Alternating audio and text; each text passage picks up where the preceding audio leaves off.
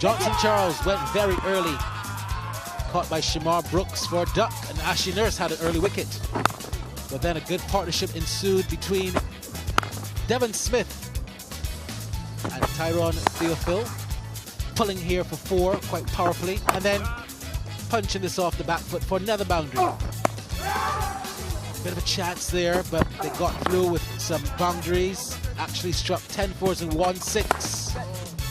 Going inside out for 4 more. A 50-run partnership soon came up, and this 6 signaled that they were doing quite well, getting to 76 for 1.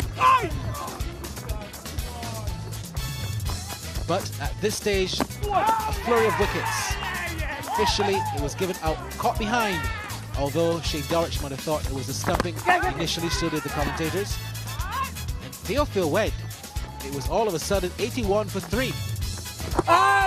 Fletcher quite unlucky to be given out inside edge onto the pad, but Joe Wilson might have missed that.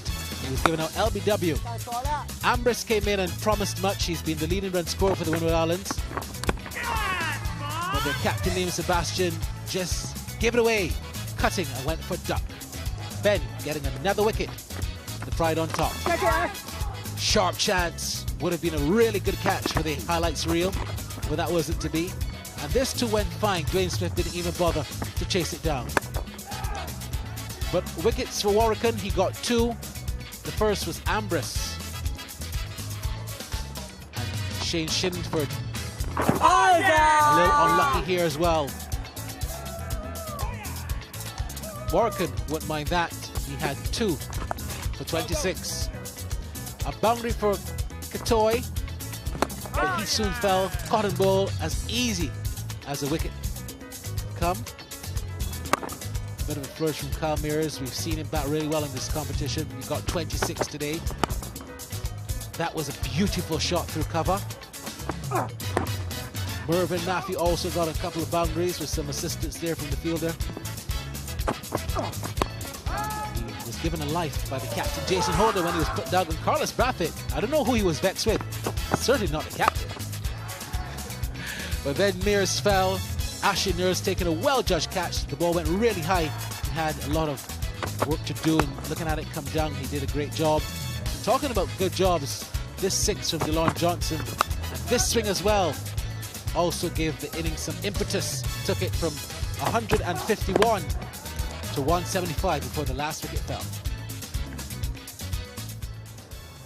The Pride have given themselves the best chance of getting through to the final on Saturday. Charles went early, didn't assess the pace of the pitch. Smith looked good, but he needed really to bat deep into the innings. 30s for Theophil and Ambrose, but no one kicking on, even Mears with that 26 and 14 to Matthew. And that was the problem. I think conditions deserved a better effort. The bowling was led by Suleiman Ben. Conditions ideal for the left-arm spinner, and boy did he bowl well. 10 overs, no maidens, 4 for 26, and he was backed up admirably by another left-arm spinner in Jamal Warwican, who took 2 for 30, and then Carlos Brathwaite and Ashley Nurse getting 2 apiece. So, ball 1, wicket.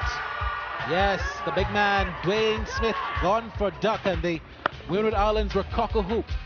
But Shea Hope playing some delightful shots, even if Craig Brathwaite was not as solid as he usually is at the beginning of the innings.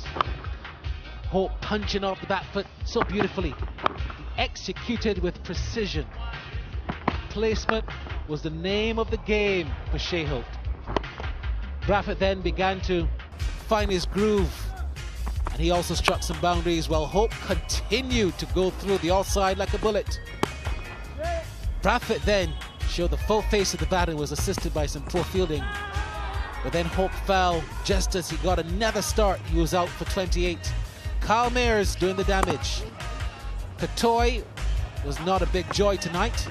He was driven all over the place, especially by Jonathan Carter. He was busy during the stint that just went over the head of the fielder. He put away all the bad balls, but wasted his start for the umpteenth time. Out for 28, similar to Hope. But This start from Brooks was only edgy until he got going. 33 from 60, and Craig Brathwaite 80 from 120 was the partnership that sealed the deal and put pay to this match. These two put on 96 from 138 balls, and Brathwaite brought up his half-century with this boundary. He kept on going and found his flow. He had some luck though when he should have been outstumped. The toy denied a wicket, but the runs just were not enough for the Windward Islands to defend, and Brathwaite and Brooks delivered the victory. Barbados has just booked their place into the final of the NAGICO Super 50 to meet Trinidad and Tobago on Saturday to determine who will win the cup for this year in 2016. This is how they did it, defeating the Windward Island Volcanoes by some 7 wickets with 5 overs and 3 balls left. Windwards won the toss. They wanted to bat first, and they did. They made, though, only 175. They were undone by the bowling of Suleiman Ben, 4 for 26. Barbados Pride then chasing, making 179 for 3.